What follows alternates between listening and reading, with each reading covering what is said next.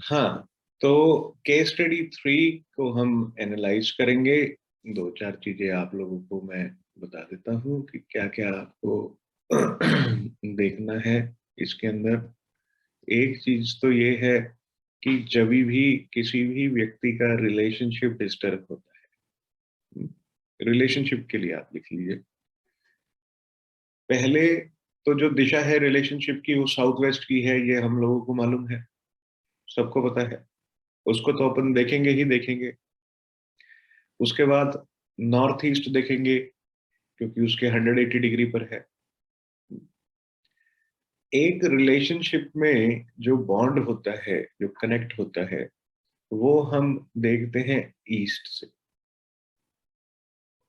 कि व्यक्ति अपने घर परिवार में, अपने मित्रों में, अपने लोगों के बीच में कनेक्टेड भी है कि नहीं, तो वो ईस्ट है। और नॉर्थ ईस्ट और ईस्ट के बीच की जो दिशा है, ईस्ट ऑफ नॉर्थ ईस्ट, यानी उसको भी जरूर चेक करते हैं कि कहीं ऐसा तो नहीं बहुत ज्यादा स्ट्रेस की वजह से रिलेशनशिप डिस्टर्ब हो रहा। इसके साथ अगर टेम्परामेंट इश्यूज होते हैं तो फायर की जो डायरेक्शंस हैं उनमें देखा जाता है कि कहीं ऐसा तो नहीं फायर डिस्टर्ब हो गई हो, व्यक्ति को टेम्परामेंट इश्यूज हो रहे हो, इसकी वजह से रिलेशनशिप डिस्टर्ब हो। तो इन दिशाओं को मूलतः अपन रिलेशनशिप के लिए देखते हैं। और जब भी व्यक्ति ये कहता है कि बच्चा पार्टी पढ़ नहीं रही है घर के अंदर, तो जब पढ़ नहीं रही होती तो सबसे पहले तो आप देखते हैं वेस्ट ऑफ साउथ वेस्ट, यानी कि जो एजुकेशन की दिशा है वहां पर कोई पीड़ा तो नहीं। उसके बाद देखते हैं ईएनई, मौज मस्ती की दिशा, कि कहीं ऐसा तो नहीं समान पढ़ाई लिखाई का मौज मस्ती वाली दिशा में चला गया हो और मौज मस्ती का समान पढ़ाई की दिशा में चला गया हो। राइट। तीसरी जो दिशा आप मूलतः देखते हैं वो देखते हैं SSW। जब बच्चा बहुत अच्छे से मेहनत कर रहा हो और उसको रिजल्ट नहीं आ रहे हो उसकी मेहनत अनुसार, तो SSW में तो नहीं किताबें पढ़ी उसकी, या वो खुद SSW में तो नहीं पढ़ रहा, ये अपन देखते हैं। हम्म। जब भी कोई व्यक्ति आपसे ये बात करे कि शांति नहीं है जीवन में, सब कुछ है लेकिन शांति नहीं,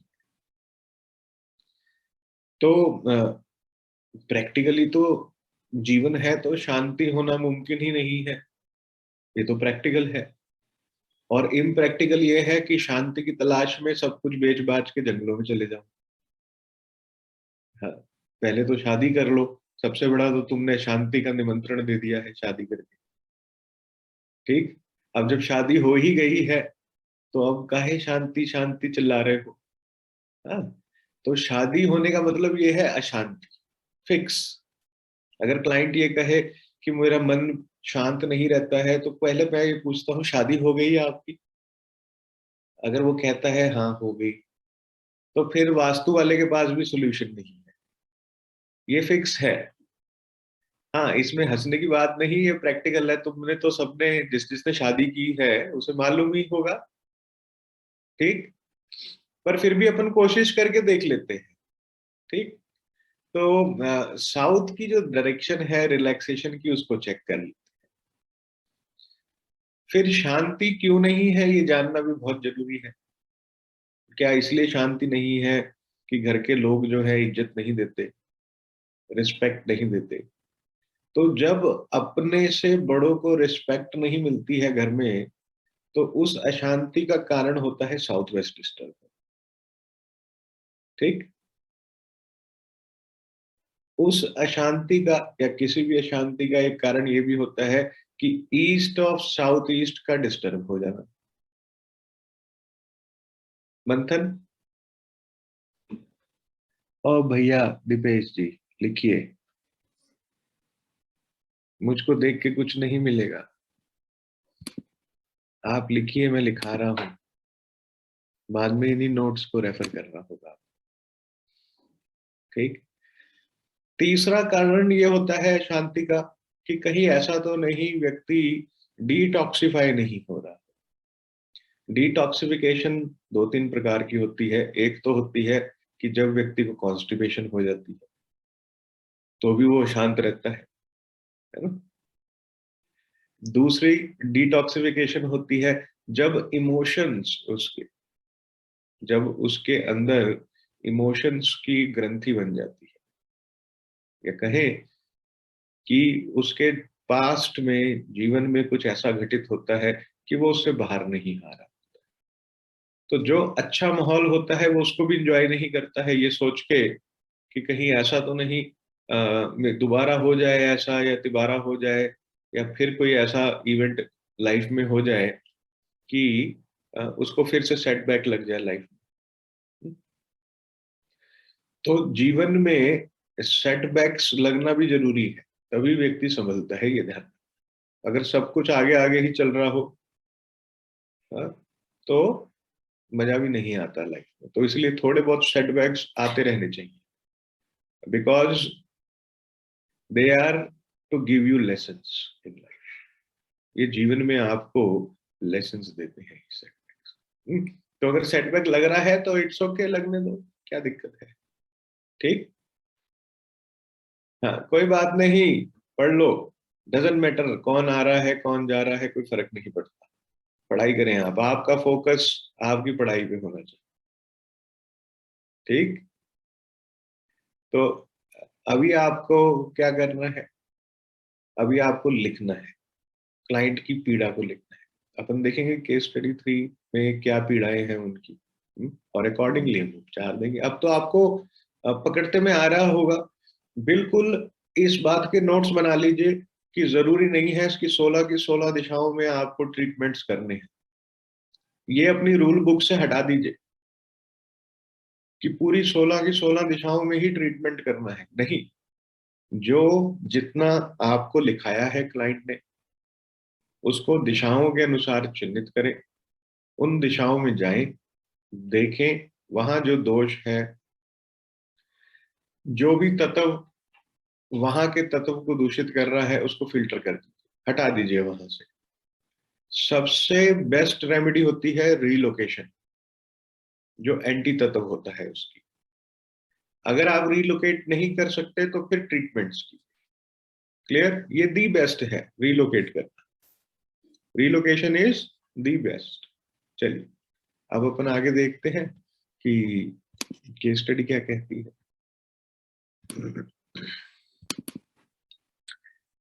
चलिए, केस स्टडी 3 इसका अध्ययन करेंगे अपन। ये सारे 7 स्टेप्स आपको बिल्कुल अच्छे से याद होने चाहिए।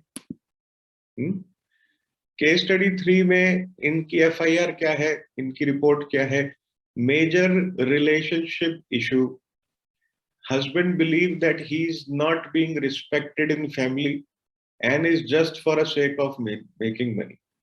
यानी कि ऐसा उनको प्रतीत होता है कि उनकी कोई वैल्यू नहीं है इस घर में, और एक एटीएम मशीन की तरह उनको इस्तेमाल किया जाता है कि जाओ भाई पैसे लेकर आओ और सबका पोषण करो, और यही तुम्हारा जीवन है।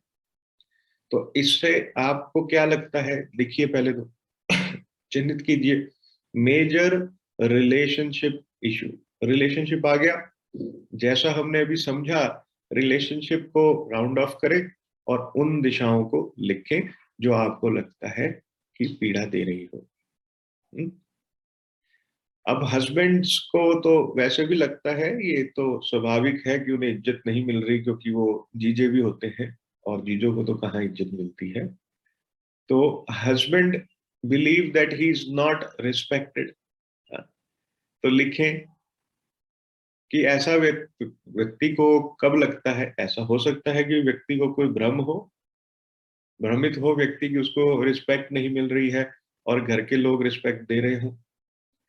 और ऐसा भी हो सकता है कि वो सही कह रहा हो और कोई दिशा का दोष हो। तो दोनों ही चीजों को कंसीडर करते हुए उन उन दिशाओं को लिखें। बच्चा पढ़ता नहीं घर में, दो बार 2 बारी फेल हो चुका है एक ही क्लास में, मेरा ही कोई छोटा भाई लगता है 2 बारी फेल हो चुका है एक ही क्लास में। ठीक, मैं कई बारी फेल हो चुका हूँ, ये बता देता हूँ। तो फेल होने के बाद ही पास हुआ जाता है, ये ध्यान रखें। और ये जो ओकल्ट के जो विषय हैं, ये जो वैदिक विषय है, इसमें फेल होना ही अच्छा है।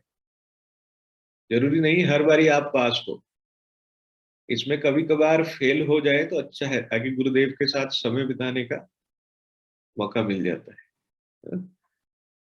तो अपन तो जान के भी फेल हो जाते हैं कि अपने को थोड़ी एक्स्ट्रा क्लास मिल जाए उनसे। ठीक। और पीस ऑफ माइंड जो है व्यक्ति का डिस्टर्ब, तो इसको चिन्हित कीजिए, लिखिए। आप लोग बहुत अच्छे से कर रहे हैं, वेरी गुड, वेरी नाइस। यही तरीका है सीखने का, और कोई तरीका नहीं। जब तक लिखेंगे नहीं दिखेगा नहीं भविष्य। ठीक, बहुत अच्छे। सारे बच्चे पढ़ाकू हो, लिखो लिखो, वेरी नाइस।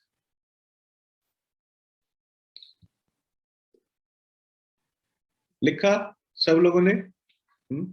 अब मैं आप लोगों को दिशाएं दिखाऊंगा, और आप लोगों ने चेक करना है कि आप लोग उन दिशाओं से कितना ज्यादा रिलेट, कितना आप लोगों ने लिखा। टिक टिक करते रहना, अपने आप को स्वयं मार्क्स देते रहना। चलिए, तो क्या लिखा हमने? रिलेशनशिप के लिए लिखा south west, east of north east. East ताकि वो कितना कनेक्टेड है एक दूसरे के साथ, ये दिखते में आए। नॉर्थ ईस्ट और नॉर्थ वेस्ट भी लिखा है, सपोर्ट। पढ़ाई के लिए west south west, south south west और ईएन, ये तीन दिशाएं हैं। पीस ऑफ माइंड के लिए साउथ, WNW डिप्रेशन की, और ESC चर्निंग। 90% तक हो क्या इसके आसपास? सभी हो 90%, कि 99% हो? 90 हो? अरे 90 भी बहुत है।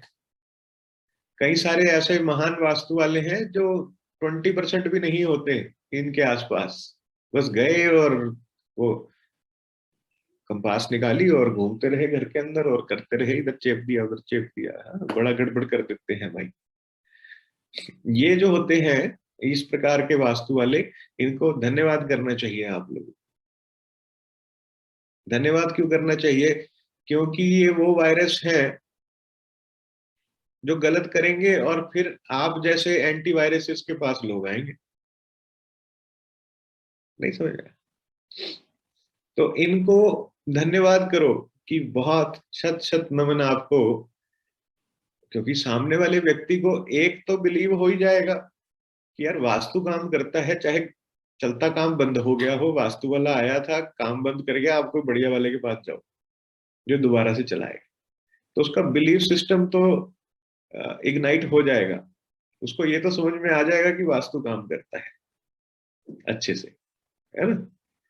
और कोई तुमसे पूछे अगर कि क्या वास्तु काम करता है, तो अगर कोई क्लाइंट जैसे तुम्हें पेमेंट दे जाए एडवांस, और फिर तुम उसके घर जाओ और घर वाले ये पूछे कि क्या वास्तु काम करता है, तो आप क्या कहेंगे? आप कहेंगे हमारे लिए तो करता है, तभी तो तुमने पैसा दिया, है ना? नहीं तो तुम पैसे क्यों देते? और जब हमारे लिए करता है तो तुम्हारे लिए भी करेगा। वास्तु करने के बाद दो ही चीजें हो जाती हैं, या तो काम चल जाता है या बंद हो जाता है, एवरेज में नहीं रहता। या तो व्यक्ति रॉकेट सिंह बन जाएगा, है ना, या उसका रॉकेट उड़ने से पहले ही, वो होता है ना, वो लगाते हैं आग तो उड़ता ही नहीं है, बस अपन वेट करते रहते हैं, अभी उड़ा अभी उड़ा अभी उड़ा, वो उड़ता ही नहीं हवा में। फिर उसको लात लूत मार के तुम बोतल को राइट में लेफ्ट में फेंकते हो देखने के लिए कि अभी इसमें है कुछ आग जान है कि नहीं है। जब तुम्हें लगता है बिल्कुल डेड हो गया है, तो उस रॉकेट को निकाल के साइड कर देते हो, फिर एक नया रॉकेट लगाते हो और उसे लॉन्च करते हो। तो ऐसा भी होता है कि व्यक्ति वो कार्य कर रहा हो जो उसके लिए बना ही ना हो, तो वो काम उसका बंद होकर वो एक नए सिरे से कार्य को शुरू करता है। राइट? तो दो ही चीजें हैं, या तो काम करेगा, या तो तुम्हारा को राजा बना देगा, या तुम्हें रंक बना देगा, और इससे ज्यादा कुछ नहीं करेगा। ठीक। चलिए, अब आगे चलते हैं। अब इसके बाद हमने जो द्वार है उनको रिलेट करना है सिम्टम्स के बाद। तो द्वार क्या आ रहा है इसका, N1 N2 का द्वार आ रहा है, ये रहा, ये द्वार है N1 N2 का द्वार, राइट, ये देख रहे हो, ये एंट्री है इसकी, N1 और N2 की एंट्री। तो N1 का द्वार क्या कहता है, resident feel he is just an object of support, उसके सिम्टम से पूरा पूरा मैच कर रहा है। और N2 का द्वार क्या कहता है, lack of fulfilment in relationship, वो भी मैच कर रहा है पीड़ा से। दोनों ही चीजें मैच कर रही है। अब अर्थ एनर्जीज देख लेंगे, बार चार्ट क्या कहता है। नॉर्थ की जो एनर्जी है वो लो है, कम है। नॉर्थ नॉर्थ ईस्ट जो हेल्थ की दिशा है वहां पर भी एनर्जी कम है। नॉर्थ ईस्ट जो क्लैरिटी देता है, जो बोध देता है, वहां भी एनर्जी कम है। ईस्ट की एनर्जी बढ़ी हुई है तो ओवर एक्सपेक्टेशंस है रिलेशनशिप से। ईएससी बढ़ा हुआ है तो सोच ज्यादा रहे हैं।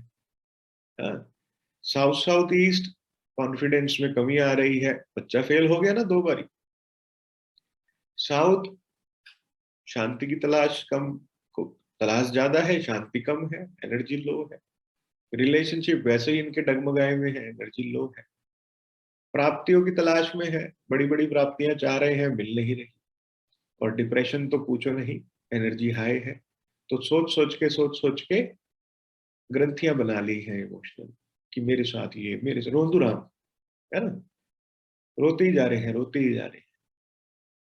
NNW, जब अट्रैक्शन ही कम है, एनर्जी ही कम है अट्रैक्शन वाली, तो बॉन्ड बनेगा कहाँ। सिम्टम मैच हो रहे हैं पूरे हमारे। चलिए, अब दिशाओं में क्या उपचार किया ये देख लेते हैं। N1 ऑब्जेक्ट, N1 का क्या है इन्होंने, हाँ, ऑब्जेक्ट ऑफ सपोर्ट, एंट्री जो है, एंट्री को हमने ब्लॉक किया। किससे किया, आयरन स्ट्रिप से किया। यहाँ पे आयरन स्ट्रिप लगाई N1 N2 की, एंट्री को हमने ब्लॉक कर, राइट। ये फॉर्मूला आप लोगों ने लिखा हुआ है सबने।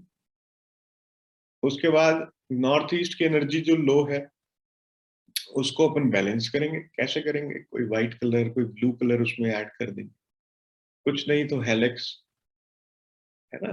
और इसी प्रकार से अपना जो है, हम पिरामिड लगाकर भी एनर्जी को उठा सकते हैं। ईस्ट ऑफ नॉर्थ ईस्ट में क्या था, बच्चे का बेडरूम है और साथ में टॉयलेट है, देख लेते। ये रहा, ENE में टॉयलेट है। तो रिलेशनशिप का इशू भी दिखता है हमारे को ENE के टॉयलेट में। डन। ईस्ट में क्या है, टॉयलेट है, ईस्ट में भी टॉयलेट आ रहा है, उसको भी ब्लॉक करेंगे, to be blocked with S strip. South east में टॉयलेट है, to be treated with copper strip, plus helix और पैरामिड का इस्तेमाल करें। साउथ ईस्ट में टॉयलेट ये आ रहा है, राइट।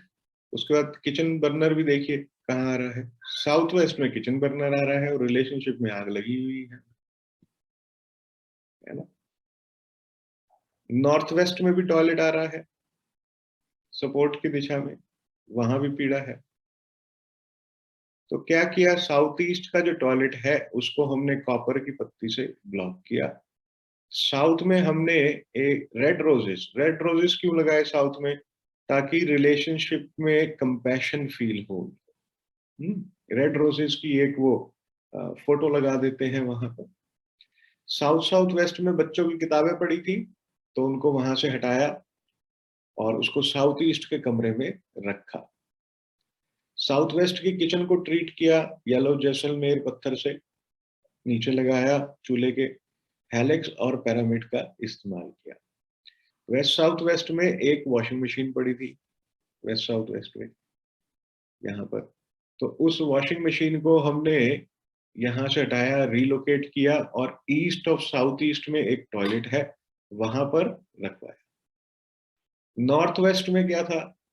नॉर्थ वेस्ट का जो टॉयलेट है उसको हमने ट्रीट किया, जैसा मैंने आप लोगों को बताया। रेमेडीज क्या करी? फैमिली फोटो, ये एक ब्राउन या आप ब्लैक कलर के फ्रेम में भी लगा सकते हैं ईस्ट में। उससे क्या होगा? कनेक्शन बनेगा। नॉर्थ वेस्ट में गोल्डन फ्रेम में फैमिली फोटो लगवाई ताकि एक दूसरे को सहयोग करें।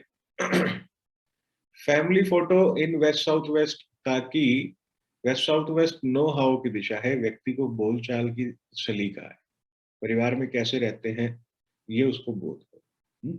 और उसको ये भी बोध हो कि मेरा परिवार मेरे साथ है। ग्रीन स्वास्तिक ईस्ट में लगाया और साउथ ईस्ट में लगाया ताकि वहां की एनर्जीज को हम एनहेंस कर सके। पेन स्टैंड या कुछ किताबें भी रख सकते हैं, किताबें रखने की जगह नहीं हो तो पेन स्टैंड रख सकते हैं वेस्ट ऑफ साउथ वेस्ट, ताकि बच्चा पार्टी पढ़ना शुरू कर। क्लियर हुआ? समझ से में आया आप लोगों को? लिमिटेड उपचार करना, वो करना जो सटीक हो। हर जगह रेमेडी लगाने से काम ज्यादा उलझ जाता है। यहां तक समझ में आ रहा है? सबको आ गया? जो प्रॉब्लम है और उस प्रॉब्लम की दिशा को देखते हुए जो उस दिशा में तत्व दूषित कर रहा हो, उसको या तो रिलोकेट कर दो या आइसोलेट कर दो या उसे ट्रीट कर दो, बैलेंस कर दो। इसके अलावा कोई और उपचार करने का तरीका ही नहीं है। हाँ, तुम ये कह सकते हो जब कुछ तुम्हें पल्ले नहीं पड़े तो अक्सर जो वास्तु वाले करते हैं वो तुम कर लेना, आप घर चेंज कर लीजिए। ठीक, ये एक तरीका है। केस स्टडी 4, उसको हम अध्ययन करेंगे और ये केस स्टडी 4 जो है ये फार्म हाउस के ऊपर है। आप लोग देखेंगे कि फार्म हाउस को कैसे ट्रीट करना है।